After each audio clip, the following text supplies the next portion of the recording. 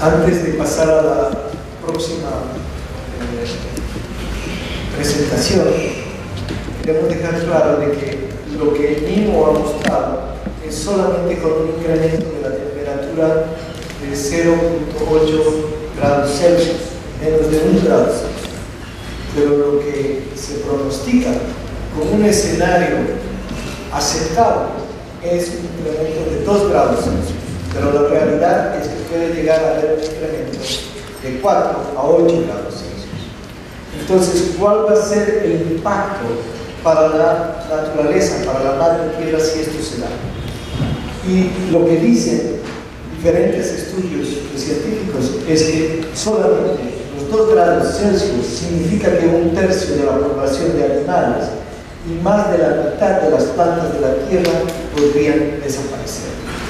Y esto es con el mejor escenario, prácticamente casi inalcanzable, que se ha trazado las Naciones Unidas. La pregunta es, ¿qué están pensando hacer frente a esto?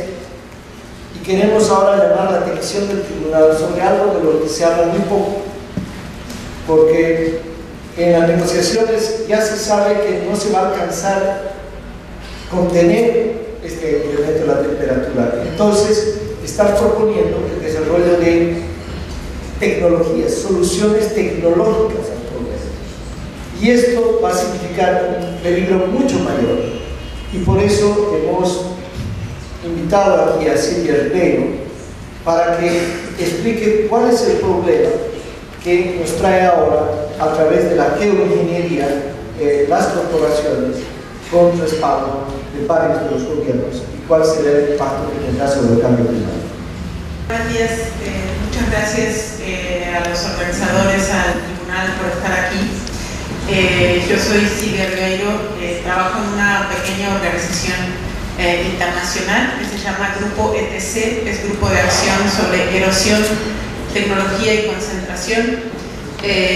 Hace más de 30 años que estoy en el tema de la investigación, acción, activismo ambiental, y esta organización en particular, el Grupo ETC, ha sido una organización significativa en el tema de analizar los impactos de las nuevas tecnologías sobre la sociedad desde hace más de 30 años.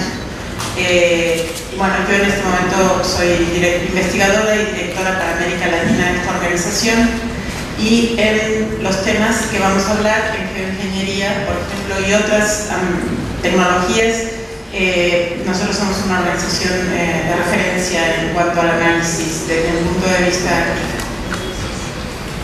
Silvia, no sé si lo vas a presentar o no, pero si nos puedes explicar antes de contarnos las amenazas, ¿en qué consiste las nuevas tecnologías? Sí, de la geoingeniería voy a hablar ahora. Agradezco la pregunta porque, tal como dijo Pablo Solón, la tecnología en sí es muy útil para cuando no se quiere resolver un problema de fondo, porque siempre está la imagen, el paradigma de que con una nueva tecnología se va a poder resolver el problema del hambre con los transgénicos, el problema del cambio climático, con diferentes tecnologías. La geoingeniería es la manipulación del clima en su conjunto, y eso es lo que voy a explicar ahora. ¿Sí?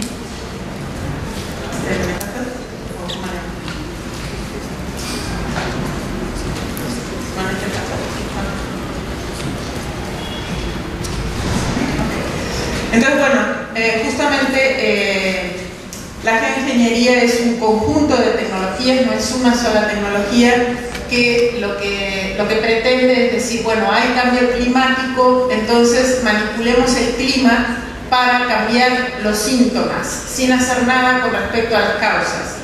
En el caso del cambio climático sería, por ejemplo, bajar la temperatura, aunque se siguiera con todo el desarrollo tal como está. Pero, por ejemplo, bajar la temperatura, que es uno de los efectos más importantes. En ese caso, además, es fácil compararlo con una persona enferma que tiene fiebre y al que se le baja la temperatura sin cambiar nada de los demás síntomas. Eso no quiere decir que se pare la enfermedad. En el caso del cambio climático, todo seguiría igual, solamente que lo que pretenden es bajar los síntomas. Es un arreglo técnico así para el caos climático que estamos viviendo, pero sobre todo es una política, además es una estrategia política para justificar que no haya que reducir las emisiones de gases de efecto invernadero. Entonces, la geoingeniería se enfoca, digamos, en tres partes. Una que le llaman la remoción de gases de la atmósfera, o sea, si hay exceso de gases de efecto invernadero, sacarlos de la atmósfera. Eso le llaman captura de carbono y de otros gases. Otra es tapar la radiación del sol, o sea, esto es, ustedes a lo mejor van a creer que lo que yo digo no es serio, esto hay muchísimos científicos y compañías trabajando en esto y gobiernos, de hecho, también ahora aquí en la COP20, considerando la posibilidad de tapar la luz del sol para que bajar la temperatura.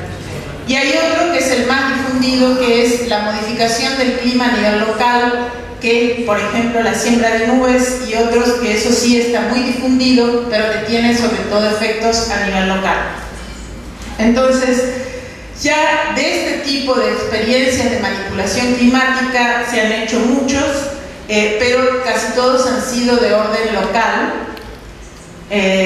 Y lo que quiero señalar rápidamente es que esta es la idea de manipular el clima tiene orígenes en el ámbito militar y, por ejemplo, Estados Unidos se ha dedicado sistemáticamente al análisis, pero también el ejército en Europa, a analizar cómo poder utilizar el clima como arma de guerra. Y por documentos desclasificados se sabe que lo usaron en Vietnam, eso está ampliamente documentado, para hacer llover, por ejemplo, durante 9 meses, inundar los caminos, etc. Lo que están planteando en este momento, quisiera señalar que ahora lo que hay es un cambio, entonces le llaman guerra al cambio climático. En realidad son muchas de las mismas tecnologías que proceden de lo militar, pero que ahora se están aplicando a lo que le llaman soluciones para el cambio climático. Entonces, esto es como un panorama general de las tecnologías. Yo solo voy a hablarles en particular de dos para darles ejemplos de lo que puede suceder, pero ahí en esta imagen pueden ver, por ejemplo, que desde la siembra de nubes están planteando la plantación masiva de árboles para absorber carbono, plantas transgénicas que puedan reflejar la luz del sol. Hay un proyecto concreto de mandar 3 trillones de espejos para hacer como una especie de reflector a la luz del sol. Hay una que es crear nubes artificiales con aerosoles azufrados imitando nubes volcánicas, o fertilizar el mar con hierro para que absorba más dióxido de carbono. Y una de las que les voy a hablar en particular, que es el almacenamiento y captura de carbono a partir de producción de energía, o sea, de extracción petrolera, minera, etc. Entonces, esto solamente se lo dejo para el tribunal, algunos de los datos que tienen que ver con fertilización oceánica, pero por tiempo no voy a hablar de todos ellos. Entonces, solo les quiero nombrar en particular dos. Uno, que es este intento de reducir la luz solar, o sea, de reducir la cantidad de radiación solar que llega a la Tierra. Entonces, se trata de imitar, o sea, construir artificialmente nubes volcánicas sobre el Ártico, teóricamente para bajar la temperatura. Si esto se hiciera, hay estudios en este momento, hay un proyecto conjunto de 21 países con decenas, cientos de investigadores, que se llama GeoMIP, que es modelo matemático de si se hiciera geoingeniería, ¿qué sucedería? Y entonces lo que pasa es que si se cambia la radiación solar que llega a la Tierra, se cambian todos los patrones de lluvia y de vientos. El continente más afectado sería África, piensen lo que nos acaba de contar Nimo, en donde se pondría en riesgo entre África y Asia las fuentes de agua y alimentación de 2.000 millones de personas. Esto además destruiría la capa de ozono. Una vez que se pone la nube volcánica, si se pusiera, no se puede sacar, o sea, es irreversible. y cuando eso caiga, además va a tener una serie de efectos tóxicos porque son partículas que caen, aumenta la acidificación del océano, etc. Prosigo. En documentos que salieron ahora, las formas de radiación solar no son solamente esta nube volcánica, se habla de blanquear las nubes. Yo se los nombro, son tecnologías que suenan un poco como si fueran ciencia ficción, no lo son, pero se habla de blanquear nubes, se habla de pintar las montañas de blanco, se habla de colocar enormes coberturas en los desiertos para que reflejen más, coberturas blancas, etc. Bueno, hay una serie de estudios ahora, del 2013-2014, que dicen que todas las formas de cambiar la radiación solar que llega a la Tierra tendrían efectos negativos, sobre todo porque cambiarían el patrón de lluvia y de viento, afectando todos los trópicos primero y en general todos los subtrópicos, con impactos muy fuertes en África, Asia y ahora también se ve en América Latina. De esto también le voy a entregar al tribunal por escrito informes más detallados con documentación. La otra tecnología que les quiero nombrar en particular, tanto al tribunal como a todos, ojalá que el tribunal sirva para dar visibilidad también, es esta tecnología que es lo que en este momento se está considerando fundamentalmente como opción para reducir los gases de efecto invernadero en Naciones Unidas. Se está considerando en la COP20 ahora. Entonces, esto es gracias a que el panel intergubernamental de cambio climático, que es la referencia científica, digamos, que usa la Convención de Cambio Climático y es seguramente uno de los más grandes establecimientos científicos sobre el cambio climático, llega a la conclusión de que como no va a haber ningún cambio político que cambie las causas del cambio climático, hay que ir al uso de tecnologías que como mínimo bajen la temperatura. Y la que se propone es esto. Esto se le conoce por el nombre en inglés, igual que el fracking, se conoce por CCS. CCS quiere decir en español captura y almacenamiento de carbono. En inglés ahí está la traducción. Y la idea es captar el dióxido de carbono que emiten, por ejemplo, diferentes actividades con grandes cantidades de emisión de dióxido de carbono, las explotaciones petroleras, la generación de energía, la explotación carbonífera y otras, y mezclarlo con agua, inyectarlo a gran presión, a gran profundidad. Con respecto al fracking, por ejemplo, esto es muchísimo más profundo. De todas maneras, tiene algunas consecuencias que son muy parecidas. Bueno, esto es lo que les decía. Bueno, lo primero que quiero nombrar es que esta tecnología de inyectar gases en formaciones geológicas profundas no es una tecnología inventada para el cambio climático, sino que es una tecnología de la industria petrolera para recuperar los últimos pedacitos, pero que es como el 20% de la reserva de petróleo que les queda a gran profundidad. Entonces inyectan, eso lo hacen ya, inyectan gases para que el petróleo salga. Entonces esto es una tecnología que, aunque dicen que es para recuperar gases de la atmósfera, les va a servir a la industria petrolera para sacar el petróleo que les quedaba todavía por sacar en los sitios donde ya se consideraban agotados o técnicamente agotados. Entonces, ¿cuáles son los impactos que puede tener este tipo de tecnología? Bueno, el primero es que necesita una seguridad de que no va a haber fugas, no por 10 años, 20 años, 30 años, o como la energía nuclear, 24.000 años. Necesita la seguridad de que no va a haber fugas nunca, en ninguna parte. Eso, por supuesto, no va a suceder, y lo primero que pasa es que va a haber fugas en otros lados, o sea, porque no tienen la tecnología para controlar eso, pero además porque todo el proceso de transporte, almacenamiento, etcétera, implica fugas, y además porque esto significa remover todos los estratos profundos, lo cual no hay ninguna garantía de que eso se va a quedar ahí, como digo, para siempre, que sería en el único caso en que esta tecnología no tuviera impactos. Si se hiciera en el fondo marino, que es una de las opciones que hasta el propio IPCC descarta, es que se podría producir un nivel de acidificación severo del mar.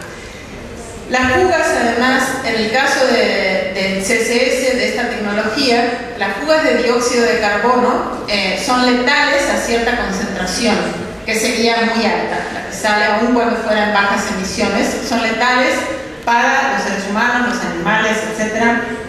Pero además, si hubiera fugas, podrían quedar a nivel de la superficie y irse acumulando. Si hubiera pequeñas fugas, se podría ir acumulando, porque no necesariamente se va a sacar del lugar. Además, por la profundidad de la inyección de gases, lo que sucede es que se va a llegar a los acuíferos más profundos, justamente, y en esos acuíferos más profundos se puede liberar arsénico y otras cosas que ya están sucediendo, digamos que son naturales de esos lugares, y que van a contaminar también fuentes de agua, etc. Y además, igual que el fracking, puede provocar terremotos por desestabilización de las capas de acuíferos y de suelos profundos. Entonces, acá quiero señalar que estamos en este momento ante una paradoja terrible, que es que el convenio de cambio climático, Naciones Unidas o incluso el propio panel intergubernamental o los gobiernos podrían pagarle a las petroleras para usar esta tecnología como si fuera una tecnología para el cambio climático, subsidiando que haya mayor explotación de petróleo a través de la recuperación de las últimas reservas y subsidiándolo con dinero público. Además, eso podría entrar en el mercado de carbono como remoción de carbono de la atmósfera, que es lo que pretenden hacer en este momento. Entonces, solo para digamos, cerrar un poco este tema, quiero decirles que uno de los problemas básicos de la geoingeniería es que cuando se llama geoingeniería es porque se aplica a una escala tan grande para que tenga algún impacto en el clima. Por eso, por ejemplo, el sembrar nubes no necesariamente se considera a veces geoingeniería, porque tiene un impacto local que puede ser muy fuerte. Por ejemplo, los tifones en Filipinas, yo estuve presente cuando delegados de Filipinas le reclaman a China que por la manipulación del tiempo que hace China para producir lluvia y nieve, China está muy avanzada en eso, puede ser un factor determinante de los tifones que están sucediendo, por ejemplo, ahora en Filipinas, entre otras cosas. Pero además, para que eso tenga impacto a nivel global, la escala de la intervención, sea cual sea blanqueo de nubes, sea nubes volcánicas, cual sea esto mismo de enterrar a nivel del suelo, tendría que ser enorme. Y una cosa que no dije antes es que, por ejemplo, no todos los terrenos son aptos para, por ejemplo, aplicar el almacenamiento y captura de carbono. Por lo cual ya hay mapas estratégicos de Norteamérica, México, Canadá y Estados Unidos, y de Europa, señalando los sitios en donde se podría aplicar esto, y eso está llevando literalmente a un nuevo acaparamiento de tierra subterránea, digamos, pero que evidentemente va a producir un impacto sobre los pueblos indígenas, los campesinos, etcétera, que están arriba. Todas estas tecnologías de geoingeniería, sea cual sea que se aplique, se trata de intervenir con ingeniería un sistema que, como todos los ecosistemas de la Tierra, es un sistema muy dinámico, complejo, escasamente comprendido. No es verdad que se conoce el clima. Díganme si ustedes, cualquier agencia en cualquier país puede decir lo que el clima que va a haber la semana que viene. No lo pueden decir con exactitud. Y en este caso se está diciendo del clima global, que es el sustento de toda la vida en la Tierra. Entonces, Lo que se está pretendiendo con esto es no solo una enorme maniobra de incumplimiento y una maniobra política para dejar todo como está, sino además una forma tecnológica y que podría incluso ser financiera de subsidio de los desarrollos que están provocando el cambio climático, o sea, premiarlos, que se aumente la explotación de carbón y de petróleo, subsidiados, no hacer nada con eso, y cada vez que se emite más carbono sería generar más mercado para esa tecnología. Entonces, hay en este momento una moratoria en Naciones Unidas a la fertilización oceánica, que es una de las formas de geoingeniería.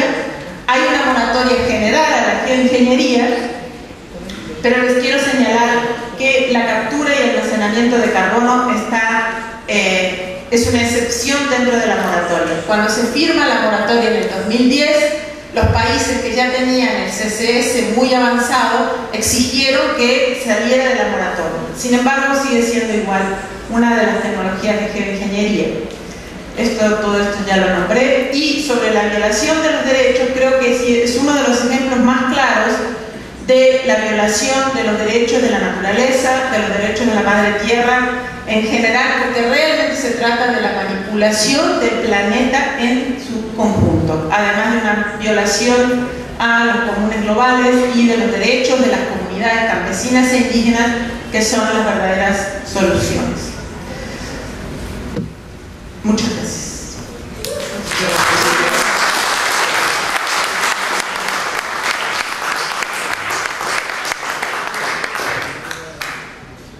Hay una pregunta.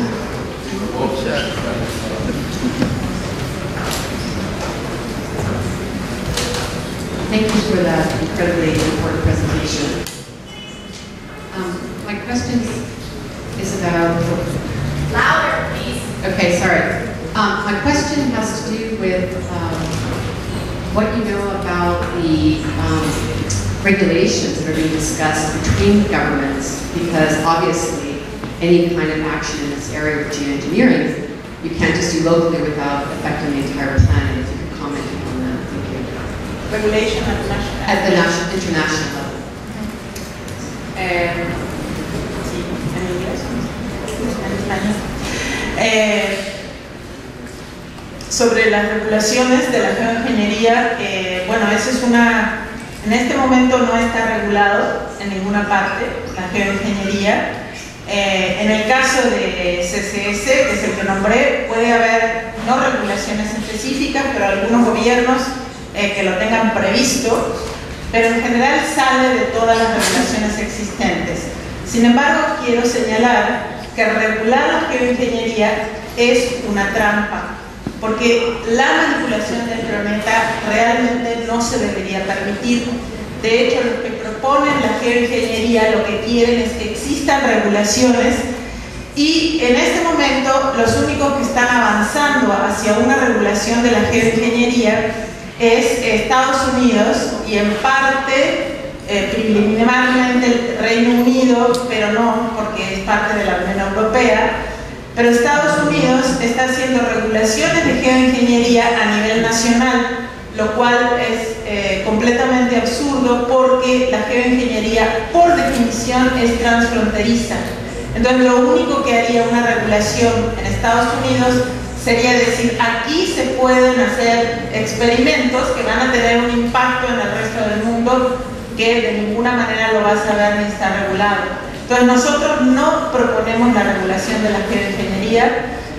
Nosotros en realidad proponemos que se debe prohibir todo lo que se refiere a la intervención en los sistemas, en los ecosistemas globales.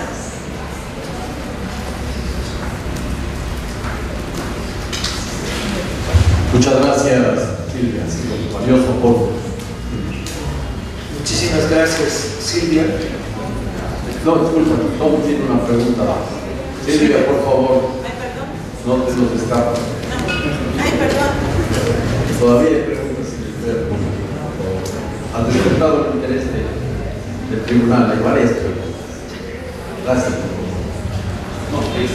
Silvia, you mentioned in your intervention the words or concepts of integrity of Mother Earth. That is a very strong and important concept as we consider these issues on how not only the GMO technologies, but other false solutions and climate change affect and Mother Earth and violates the Universal Declaration on the Rights of Mother Earth. Can you talk a little bit about more of what this concept means to you? The integrity of Mother Earth. As indigenous peoples, we understand the territorial integrity of Mother Earth that the governments do not understand, that industry does not understand. So it's interesting as an indigenous person, as a judge, to hear in your intervention something similar in that articulation. Thank you. Sí, gracias. Yo me gustaría, para hablar de la integridad de la Madre Tierra, creo que acá hay personas mucho más cerca de eso, como por ejemplo el propio jurado que hizo la pregunta, y muchos otros pueblos indígenas y campesinos. Nosotros nos referimos básicamente a que no hacemos una separación entre la naturaleza y el territorio y las comunidades. Creemos que tiene que haber que la integridad de la Madre Tierra tiene que ver con la integridad también de las comunidades para gestionarla de una forma adecuada, que es diferente localmente en cada lugar, y qué significa el respeto de lo que existe, de lo que viene después, pero también una integración de las actividades humanas dentro de lo que serían, digamos así, las condiciones, para no decir límites, las condiciones de los medios en donde están insertos. Y creemos además que eso no es solo con respecto a las comunidades, por ejemplo, indígenas o campesinas, que realmente son la mayor parte de la solución al cambio climático, realmente. Sobre eso también tenemos datos, pero ahora no es el caso. Sino que además creemos que a nivel de las ciudades también, y a nivel de, digamos, lo que tenemos que recuperar es la capacidad de ser comunidad entre los y las seres humanas y la naturaleza de la que dependemos y tenemos que cuidar. Una pregunta. Bueno, nos hemos quedado increíblemente impactados por lo que nos has comentado con tanta solvencia, y personalmente quería hacer una pregunta sobre el tema, sobre lo que se está conversando ahorita, ¿no? O sea, lo que tú has comentado, que en estos momentos se está conversando sobre el mercado de carbono, y tú comentaste que se podía, ese tema de inyección de gases incluso se podía considerar como parte de, digamos, de la posibilidad del mercado. Te quería hacer una pregunta en relación con eso, y es, ¿cuál es la situación actualmente a nivel de la conferencia de las partes sobre ese tema? O sea, ¿cuáles son las decisiones que se están tomando o que no se están tomando? Y en todo caso, también, digamos, ¿qué podemos plantear al respecto? Porque para América Latina es todavía nuevo, si no, digamos, en Bolivia hay problemas, pero en el caso peruano son temas que no se han debatido, ¿no? Y en segundo lugar, bueno, este último slide, que es de piratería, quisiera que nos explicaras un poco qué posibilidades tenemos también de plantear redes en relación con este tema y divulgarlo, ¿no? Sí.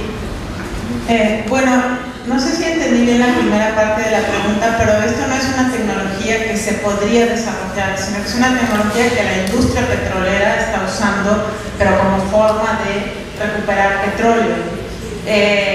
No lo usan en gran extensión, es muy poco lo que se usa, solamente porque es muy caro, porque les implica todo armar, o sea, el petróleo que sacan no les compete extensa en toda la aplicación de la tecnología. Por eso, si lo consiguen poner como para recibir subsidios públicos, les permitiría además recuperar el petróleo que tienen enterrado, porque el costo de infraestructura, el costo tecnológico es muy grande. O sea, acá no se los mostré, pero comparen con el fracking, es como un super fracking, digamos.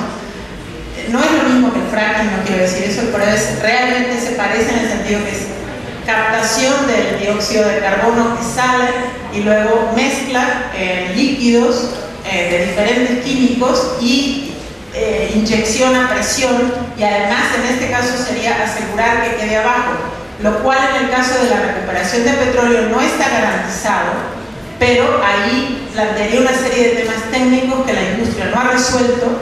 O sea, nunca contestan en decir, bueno, pero cuando se sale el petróleo va a salir otra vez el dióxido de carbono. Entonces, por un lado lo que quieren es que se acepte, segundo, que se subsidie, tercero, yo estuve, lamentablemente creo que entre los acusados que presentó Pablo, que presentó Naciones Unidas, de una manera hay que incluir al panel intergubernamental de cambio climático, quizás no a todo el panel, pero sí algo que sería los científicos trabajando para justificar el status quo, ¿no? Y dentro del panel de cambio climático lo que sale básicamente son 4 escenarios. Esto salió el 31 de octubre, o sea, hace un mes. Después de 6 años de trabajo, es el 5º informe de evaluación global y es la base científica de todo el convenio. Entonces, lo que sale son 4 escenarios que están completamente manipulados, en que es un escenario de aumento de 2 grados de temperatura, otro de 4, otro de 6 y otro de 8 grados de temperatura. Todos los escenarios implican el uso de CCS, de bioenergía con CCS, que es la plantación masiva de bosques. A eso le llaman emisiones negativas. O sea, que no solamente lo absorben, sino que además absorben con los árboles antes de quemarlo. Y en todos los casos, todos los escenarios implican el uso de CCS, BECCS, como le llaman, Bioenergy with CCS, y nuclear, cuidado. O sea, estas son las opciones del IPCC. Energía nuclear, volver a la energía nuclear además del CCS.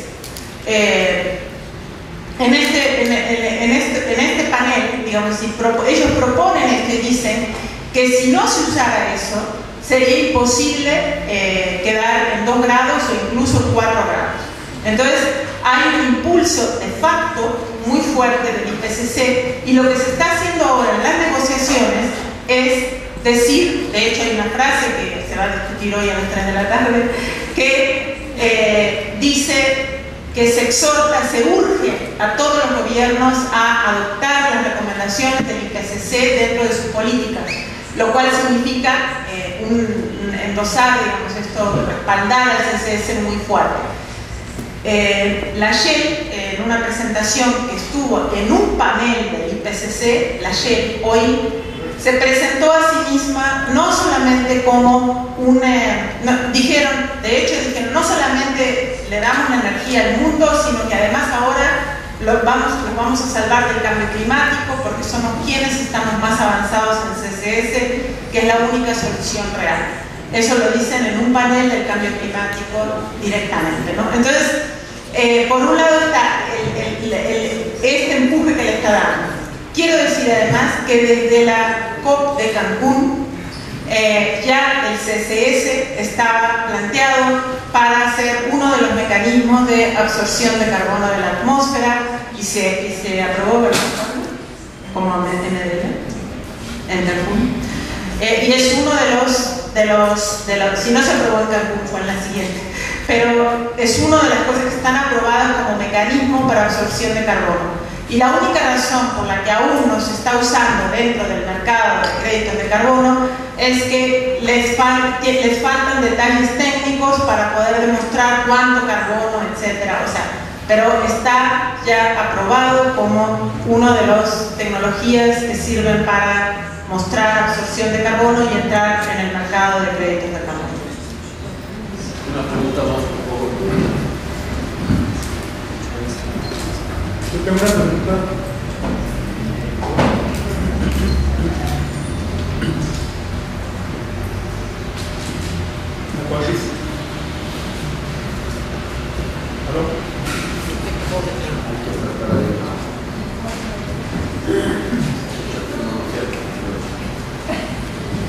Yo tengo una pregunta a la cual quisiera una respuesta breve tanto del Silvia como del Pablo.